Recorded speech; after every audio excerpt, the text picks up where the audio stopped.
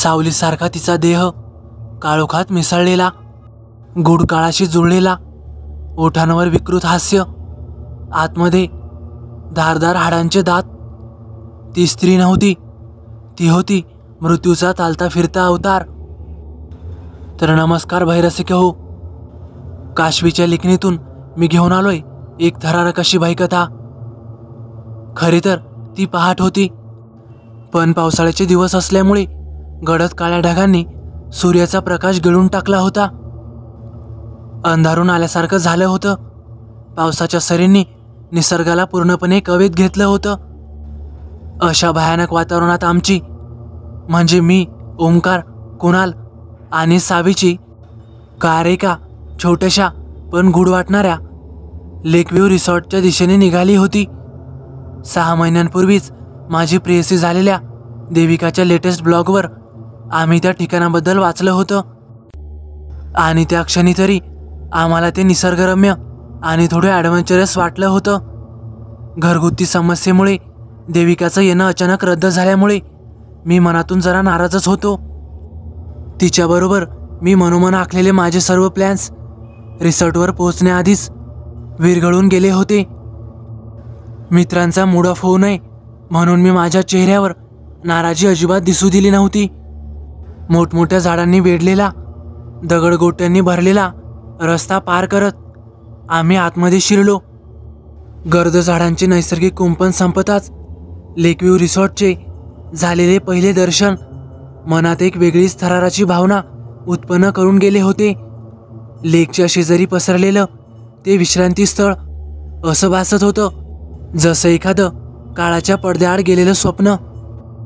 रिसॉर्टच्या दर्शनी भागावर लटकवलेल्या पाटीवर लिहिलेलं गडद लाल रंगातील नाव रुधिरलता लक्ष वेधून घेत होतं. आम्ही कारमधून खाली उतरून परिसर बघू लागलो आणि समोर दिसला एक जुना लाकडी कॅफे. रिसॉर्टपासून अवघ्या काही फुटांवर लेकच्याच कडेला उभा होता. त्याचं बांबूंचं छत, आत बाहेर लटकलेले अगदी जुन्या काळातल्या पंत्यांसारखे मंद दिवे आणि त्याला अगदी लगूनच असलेल्या एका छोट्या लाकडी शेडमधील चुलीवर उकळणारा गरमागरम चहा. ते दृश्य मन तृप्त करणारं होतं. पण याच मनमोहकतेमागे एक भयान रहस्य दडलेलं होतं, याची मला त्यावेळी पुसटशी कल्पना नव्हती. शेजारी असलेल्या कॅफेकडे बघत बघत आम्ही सरळ रिसॉर्टच्या आत पाऊल टाकलं. मॅनेजर आमच्याकडे बघत होता. आम्ही जवळ जाताच तो मंद हसला. कॅफे कधीही खुला असतो, निवांत जाऊन आस्वाद घ्या. हा, पण रात्री 8 नंतर तिथे कोणी फारसं थांबत नाही. त्याचा आवाज जरा शांत होता, पण त्यात एक अकालनीय गूढता होती. आणि अजून एक गोष्ट, कॅफेमधील टेबल नंबर 4 नेहमीच राखीव असतं. सो तिथे कोणीही अनावधानाने देखील बसू नका. कोणी येतं तिथे रोज रोज या अशा भयान जंगलात खास तिथेच बसायला? सावीने विचारलं. मॅनेजर फक्त हसला. त्याचं ते शांत अर्थपूर्ण हसू माझ्या मनात कुठेतरी खोलवर रुतून बसलं. 3 दिवसाच्या स्टेची रक्कम आगाऊ भरून आम्ही रूम ताब्यात घेतल्या. रिसॉर्टमध्ये पाऊल ठेवल्यानंतर अवघ्या काही मिनिटातच आम्ही लेकमध्ये उतरलो होतो. लेकच्या थंडगार पाण्यात जलक्रीडा करून झाल्यावर पहिल्या सायंकाळी आम्ही कॅफेत पोहोचलो. आम्ही आलो तसा पाऊस रिमझिम कोसळत होता. मनसोक्त स्विमिंग केल्याने पोटात भुकेचा डोंग उसळला होता. गरमागरम भजी आणि चहाचा आस्वाद घेत आमच्या गप्पा रंगल्या होत्या. त्या दिवशी रिसॉर्टवर बरीच गर्दी होती, त्यामुळे कॅफेमधील जवळजवळ सर्वच टेबल गच्च भरलेले होते. कॅफेच्या एका कोपऱ्यात खिडकी शेजारीच टेबल नंबर 4 होतं. त्यावर एक छोटीशी बांबूची विणलेली टोपली ठेवलेली होती. त्या टेबलवर मात्र कोणीही बसलेलं नव्हतं. 4ही खुर्च्या रिकाम्या असूनही वेटर मात्र कोणालाही त्या टेबलावर बसू देत नव्हता. काय रे, एवढे खास पाहुणे कोण आहेत? कुणालनं कुतूहलानं विचारलं. वेटर जरा हसला. मला सुद्धा माहीत नाही सर, पण ते लोक येतात. कधी कधी बसलेले पण असू शकतात. हा, पण सगळ्यांना दिसतातच असं नाही. त्याच्या या वाक्यावर आम्ही सर्वजण पुन्हा हसलो. पण हे हसणं फार काळ टिकलं नाही. वेटरने एक तीक्ष्ण नजर आमच्यावर टाकली आणि म्हणाला, कोणाला दिसू पण नाही हेच चांगलं. तोंडातल्या तोंडात बरळत तो तिथून निघून गेला. त्याच्या त्या बघण्यात, त्याच्या बरळण्यात काहीतरी वेगळंच होतं. काय ते माहीत नाही, पण एक अनामिक भीतीची लहर माझ्या मनात उमटली. दुसऱ्या दिवशी दिवसभर जंगलात मजा मस्ती करून आल्यावर आम्ही पुन्हा कॅफेत गेलो. माझं लक्ष त्या टेबलकडेच होतं. त्यावर ठेवलेल्या टोपलीत एक कागद असल्याचं मला जाणवलं. नक्की काय कारण होतं? मला त्यावेळी एवढी काय उत्कंठा लागली होती देव जाणे. पण मनात नसतानाही मी पुढं होऊन तो उचलला आणि घडी उघडून त्यावर असलेला मजकूर वाचला. त्यावर लिहिणाऱ्याने थरथरत्या अक्षरात लिहिलं आहे हे स्पष्ट समजून येत होतं. आज रात्री तुला मस्त चुलीवरच्या वाफाळत्या चहाचे आमंत्रण आहे. एक कधीही न संपणारी पार्टी खास तुझ्यासाठी. येशील ना मग? आम्ही वाट बघत आहोत.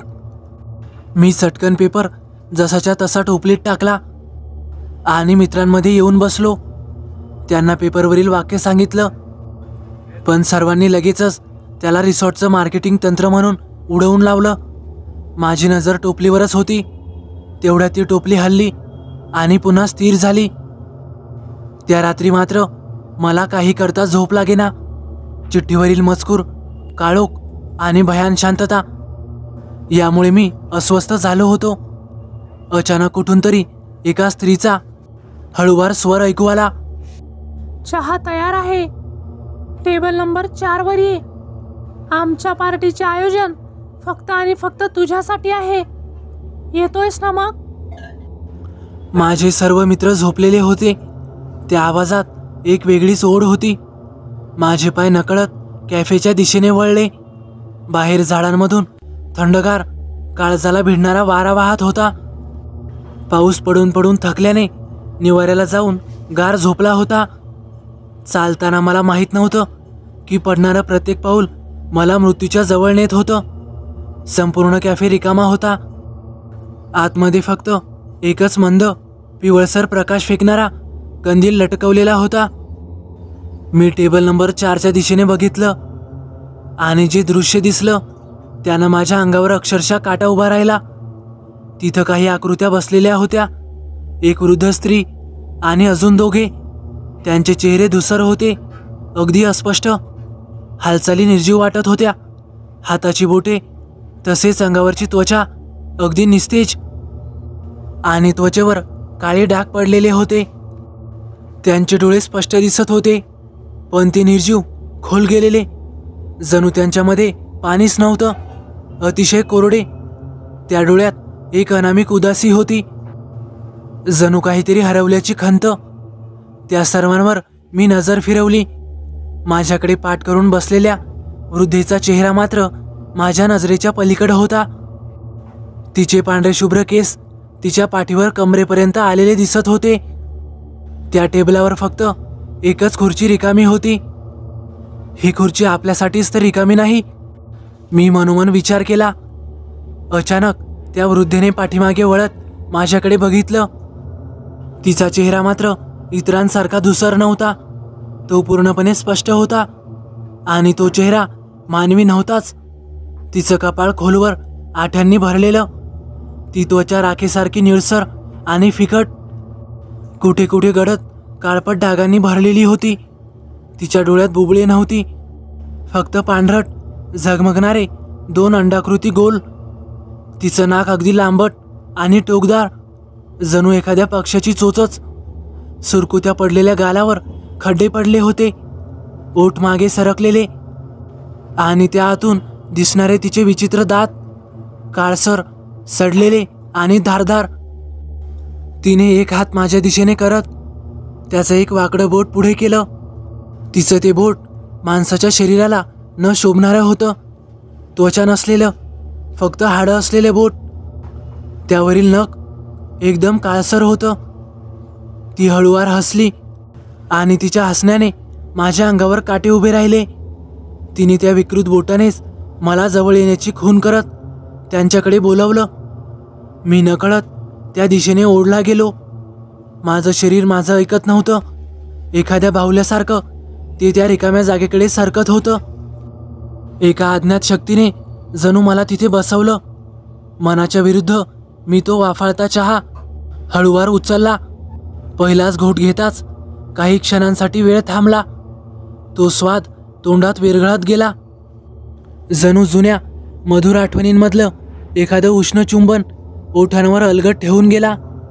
चहाच्या सुगंधाने मनाच्या खोल कपाटात उतरणं सुरू केलं आणि त्यातील उष्णतेने जणू काळजावर एक नाजूक पण विलक्षण मोहक स्पर्श केला. मी मंत्रमुग्ध झालो होतो. त्या चवीमध्ये काहीसं स्तब्ध करणारं पण विलक्षण सजीव असं काहीतरी होतं.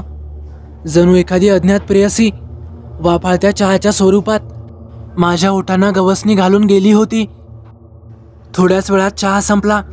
सर्वात अगोदर ती वृद्ध स्त्री बाहेर पडली. त्यानंतर यंत्रमानवासमान मी तिच्या मागे चालू लागलो. खोल दाट जंगलात आम्ही दोघे एकामागे एक चालत होतो. मला जंगलातील जागा ओळखू येऊ लागल्या होत्या. दुपारी मित्रांबरोबर मी तिथे यथेचे हुंदडलो होतो. तेवढ्यात ती वृद्ध थांबली एका झाडीजवळ. तिने बोटाने झाडीमध्ये दिशा दाखवली. ती एक आज्ञा होती. मी पुढे झालो. झाडीच्या आत जमिनीवर काहीतरी अंथरलेलं होतं. नजर बारीक केली. तो एक टॉवेल होता. पांढरा शुभ्र, थोडासा चुरगळलेला, थोडासा मळलेला. माझ्या मेंदूंच्या नसांमध्ये वेगात रक्त धावू लागलं. दुपारची एक एक घटना मला हळूहळू आठवू लागली. तो टॉवेल माझाच होता.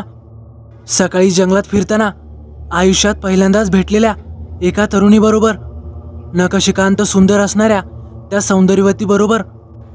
मी कोणालाही दिसणार नाही अशा त्या झाडीच्या आत प्रार्थना केली होती. मनसोक्त, बेधुंद, तृप्तीचा परमोच्च आनंद देणारी. मी चमकून त्या वृद्धेकडे बघितलं. तिच्या नजरेत काहीतरी होतं. चेहऱ्यावर एक हास्य आणत तिनं दुसरा हात माझ्या दिशेने केला. इतका वेळ तो हात आणि त्याची बोटं तिच्या काळसर जग्याच्या लांबलचक बाहीखाली झाकलेली होती. बाही मागे सरकली. तिने त्यातील एक बोट माझ्या दिशेने केलं. बोट अगदी पहिल्या हाताच्या बोटासारखंच, पण त्या बोटात एक अंगठी होती, लाल रंगाचा मणी बसवलेली. ती अंगठी बघताच मला दुपारी त्या नखशिकांत सुंदर अशा अनोळखी तरुणीबरोबर केलेला संगम आठवला. आवेगाच्या एका क्षणी माझ्या हातात गुंफलेली तिची बोटे आठवली. अगदी अशीच अंगठी तिच्या त्याच बाजूच्या हातात आणि त्याच बोटात होती. मी जागेवरच खाली कोसळलो. ती वृद्ध स्त्री जोरजोरात हसू लागली. कपटी, धूर्त आणि घाणेरडी. मी खाली पडून पुढं काय घडतं याची वाट बघत होतो. हळुवारपणे तिची पावलं माझ्या दिशेने येत होती. ती जवळ येऊन उभी राहिली. माझ्या मानेवर मला काहीतरी टोकदार आत शिरल्याची संवेदना झाली. उच्च कोटीच्या वेदना. पण सुरुवातीच्या काही क्षणांसाठीच माझ्या शरीरातून रक्त वेगात तिच्या तोंडात खेचलं जात असल्याचं मला हळूवार जाणवू लागलं. काही क्षण गेले. वेदना थांबल्या. काहीतरी त्या छिद्रातून माझ्या शरीरात सरकू लागलं. रक्तशून्य झालेल्या धमन्यांमधून ते वाहू लागलं. त्याचबरोबर एक सुखद हवीहवीशी संवेदना संपूर्ण शरीरात पसरली. माझं संपूर्ण शरीर भरलं गेलं. मी ताज्या दमानं पुन्हा उभा राहिलो. माझं शरीर तेच होतं, पण माझं मन आता बदललं होतं. नजर बदलली होती. मी आजूबाजूला बघितलं. ती वृद्ध कुठेही दिसत नव्हती. तिच्या जागेवर उभी होती. दुपारी मला भेटलेली, मला एकाच भेटीत सर्वस्व अर्पण करणारी ती ललना.